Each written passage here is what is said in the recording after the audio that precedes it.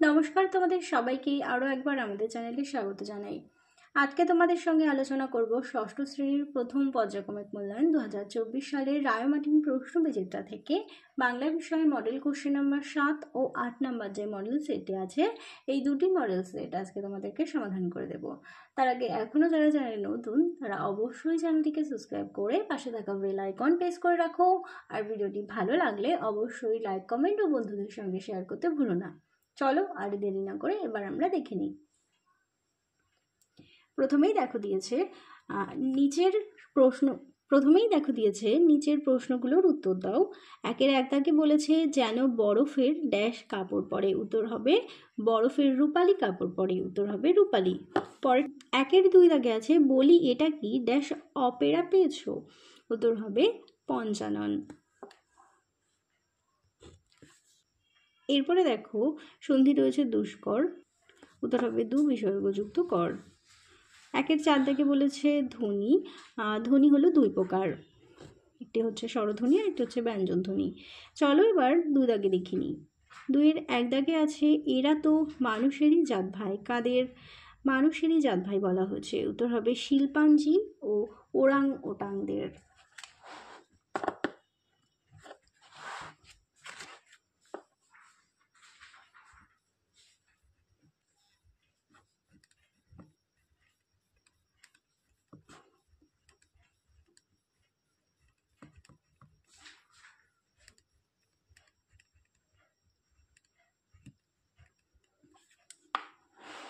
পরেরটি দেখো দুইয়ের দুই দাগে বলেছে বলো, বলতেই হবে, কাকে কথা বলা হয়েছে, উত্তর হবে শঙ্করকে।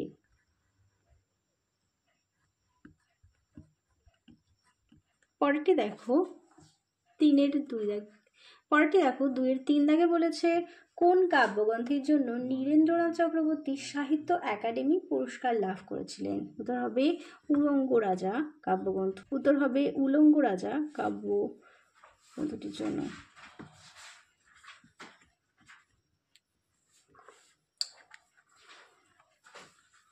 পরবর্তী প্রশ্ন দেখো পাইন গাছ কিভাবে স্বপ্ন দেখে, উত্তর হবে আকাশের নয়ন তুলে।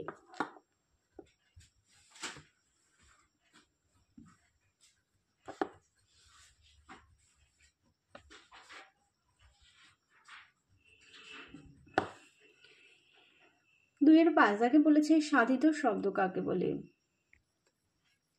যেসব শব্দকে ভাঙলে কয়েকটি ছোট অর্থপূর্ণ শব্দ বা অন্য ক্ষেত্রে মূল শব্দটির সঙ্গে অর্থ সম্পর্কযুক্ত শব্দাংশ বা খণ্ড পাওয়া যায় সেগুলোকে সাধিত শব্দ বা যৌগিক শব্দ বলে। যেমন দেখো মুশকিল আসান, এই শব্দটাকে কিন্তু অনেকগুলো অংশে ভাঙা যায়। এবার দেখো সন্ধি বিচ্ছেদ করো। প্রথমে আছে দুর্ধর্ষ, হবে দু বিসর্গযুক্ত ধর্ষ। এরপরে আছে অতএব, হবে অত বিসর্গযুক্ত এব। পরটি আছে ভাস্কর, হবে ভা বিসর্গযুক্ত কর। এরপরে আছে নিশ্চয়, হবে নি বিসর্গযুক্ত চয়। চলো এবারে দুইয়ের সাত দাগে কি আছে দেখে নিই। বলেছে উপযুক্ত সংখ্যাবাচক ও পূরণবাচক শব্দ বসিয়ে শূন্যস্থান পূরণ করো। দুইয়ের সাতের এক দাগে বলেছে সপ্তাহে ড্যাশ দিন, হবে 7 দিন। বলেছে শ্রাবণ হলো বছরের, হবে চতুর্থ মাস।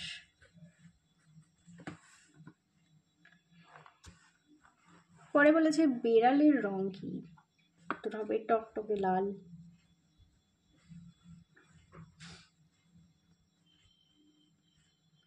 পরে বলেছে হজ বড়লোক কার লেখা, উত্তর হবে সুকুমার রায়।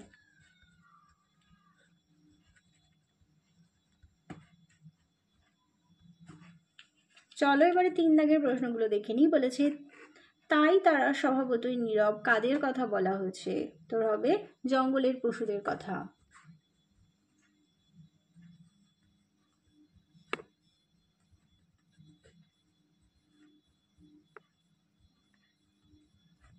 এরই সাথে আছে তাদের এই স্বভাবগত নীরবতার কারণ কি, কারণ তারা জঙ্গলে থাকার কারণে তাদের সবসময় প্রাণ বাঁচিয়ে চলতে হয়, সেই জন্য সেই কারণেই তাদের স্বভাব নীরব। এরপরে দেখো 3-এর 2 দাগে বলেছে শঙ্কর বুঝলো কোথাও একটা বড় ভুল হয়ে যাচ্ছে, সেটা সে কিভাবে বুঝতে পারলো? উত্তর লিখবে যে শঙ্কর বলে যে ঘোল পুকুরে বড় দিঘির পাড়ে সবেদা গাছে ইমু পাখি বসে থাকতে দেখেছে। তারপর মাস্টারমশাই যখন তাকে ইমু পাখি দেখতে কেমন জিজ্ঞাসা করে, তখন মাস্টারমশাইয়ের গলায় ঠাট্টার সুর শুনে শঙ্কর বুঝতে পারে যে কোথাও একটা বড় ভুল হয়ে যাচ্ছে। এবার 8 নম্বর মডেল সেটটিও দেখে নিই। বলেছে 1-এর 1 দাগে বলেছে শঙ্কর রাতে স্বপ্ন দেখে। উত্তর হবে ইমু পাখি ডানা মেলে উড়ে বেড়ায়। পরের প্রশ্ন দেখো, ভর দুপুরে কবিতাটি লিখেছেন। উত্তর হবে নীরেন্দ্রনাথ চক্রবর্তী। এরপরে আছে অ র র ডাক শুনে মানুষের কাছে আসে কে? উত্তর হবে ছাগল। 1-এর 4 দাগে বলেছে মন ভালো করা পদ্যাংশে উত্তর হবে মাছরাঙা পাখিটির নাম উল্লেখ করা হয়েছে। এবার দেখে নিই 2-এর 1 দাগে বলেছে পাম গাছের বুক বেদনায় ভরাক্রান্ত কেন? উত্তরটি দেখো, দিগন্ত বিধ্বস্ত মরুভূমির রুক্ষ তপ্ত ছায়াহীন পরিবেশে পাম গাছকে একা দাঁড়িয়ে দিন কাটাতে হয়। প্রচুর গাছপালা সেখানে সৃষ্টি হয় না, ফলে পাম গাছকে একাকৃত্যের মধ্যে বেঁচে থাকতে হয়। উষ্ণ মরুতটে সে একা দাঁড়িয়ে থাকে, তৃষ্ণায় তার বুক ফেটে যায়। এমন দুঃখের জীবন নিয়ে কেউ কখনো সুখী হতে পারে না। পাম গাছের বুক তাই বেদনায় ভরা। পরের প্রশ্ন দেখো, কবির সঙ্গে ঘাসফড়িংয়ের নতুন আত্মীয় কবি অরুণ মিত্র তার ঘাসফড়িং কবিতায় ঘাসফড়িংয়ের সঙ্গে তার নতুন বন্ধুত্বের কথা বলেছেন। একদিন যখন ঝিরঝিরে বৃষ্টি শেষ হয়েছে, তখন কবি বৃষ্টি ভেজা ঘাসে পা দিয়েছেন সবে। এমন সময় তার দৃষ্টি পড়ে একটি ঘাসফড়িংয়ের প্রতি। সে কবিকে সবুজ মাথা তুলে অনেক রকম খেলা দেখাচ্ছিল। ফড়িংকে দেখে কবি মুগ্ধ হয়ে যান এবং এইভাবেই কবির সঙ্গে ঘাসফড়িংয়ের নতুন আত্মীয়তা গড়ে উঠেছিল। 2-এর 3 দাগে বলেছে ইমু পাখির যে বর্ণনা শঙ্কর দিয়েছিল তার সঙ্গে পাখিটির মিল বা অমিল কি ছিল তা সংক্ষেপে লেখো। কথা সাহিত্যিক শ্যামল গঙ্গোপাধ্যায়ের সেনাপতি শঙ্কর গল্পে বালক নায়ক শঙ্কর কল্পনা জগতের মানুষ। অন্যদিকে প্রকৃতি বিজ্ঞানের শিক্ষক বিভীষণ দাস শিক্ষক বলে বাস্তব জ্ঞান সম্পন্ন। তাই দেখা যায় ইমু পাখির বর্ণনায় দুজনের বক্তব্যে বেশ কিছু মিল ও অমিল থেকে গেছে। শঙ্করের বর্ণনা অনুযায়ী ইমু হলো অনেকটা বাজ পাখির মতো ছাই রঙের বিরাট মাপের পাখি। সে উড়তে থাকলে ডানায় বাতাস কাটার শব্দ হয়, তখন অন্য পাখিরা ভয়ে সরে যায়। বিভীষণ দাসের বর্ণনা অনুযায়ী প্রকৃত ইমু পাখি থাকে আন্দিজ পর্বতমালায়। এরা 3 বছরে একবার 2টো করে বড় ডিম পাড়ে। ইমু উড়তে পারে না, দৌড়ায়, সে দৌড়বাজ পাখি। পরের প্রশ্ন দেখো, আঁচল পেতে বিশ্বভুবন ঘুমোচ্ছে ওইখানে, কবির এমন ভাবনার কারণ কি? উত্তরটি লিখবে আলোচ্য কবিতায় এক নির্জন দুপুরের গ্রামীণ প্রকৃতির ছবি এঁকেছেন কবি। স্বভাবতই কবিতায় বর্ণনা এসেছে নদীর প্রসঙ্গ। নদীর ধারে কারা যেন একটি বড় নৌকা বেঁধে রেখেছে, তার খোল বোঝাই করে রাখা হয়েছে শুকনো খড়াটি। নৌকাটিতে যে পণ্য পরিবহন হয় তা দেখলেই বোঝা যায়। দুপুরবেলায় শান্ত নির্জন ও নিস্তব্ধ প্রকৃতিতে নৌকাটিও যেন নিঃসঙ্গ এবং একা। চলো এবার আমরা পরের প্রশ্ন দেখে নিই। বলেছে হজ বড়লোক কথাটির অর্থ কি? উত্তর হবে অর্থবোধহীনতা।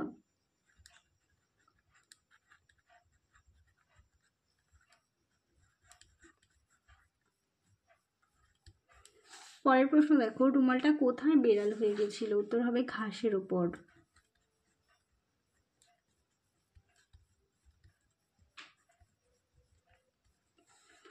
তিনের 3 দাগে বলেছে বেড়াল কোথায় যাওয়ার সিধে পথটি জানিয়েছিল? উত্তর হবে তিব্বত যাওয়ার।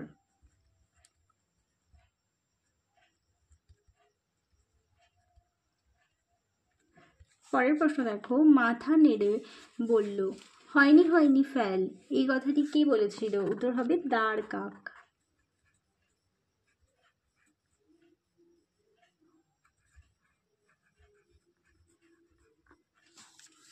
চলো এবার দেখে নিই সন্ধিগুলো। প্রথমেই আছে নভ বিসর্গযুক্ত চর, উত্তর হবে নভশ্চর।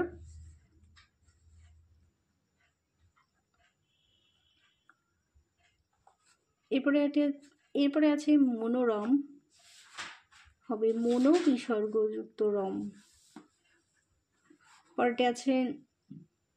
এরপরে আছে নম বিসর্গযুক্ত কার, হবে নমস্কার। এরপরে আছে নিরামিষ, হবে নি বিসর্গযুক্ত আমিষ।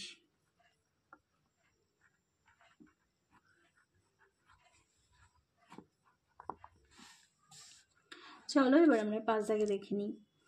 বলেছে নিচের শব্দগুলো থেকে মৌলিক এবং সাধিত শব্দ বেছে নিয়ে লেখো। চোখ কথাটিকে ভাঙা যায় না, তাই এটি হবে মৌলিক শব্দ।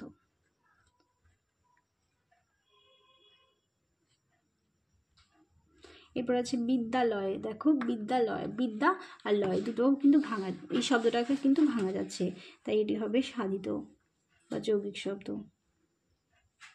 হাট বাজার, দেখো হাট বাজার কিন্তু ভাঙা গেছে, তাই এটি হবে সাধিত। এরপর আছে মা মা, মা মা কথাটিকেও ভাঙা যাচ্ছে, তাই এটিও হবে সাধিত শব্দ।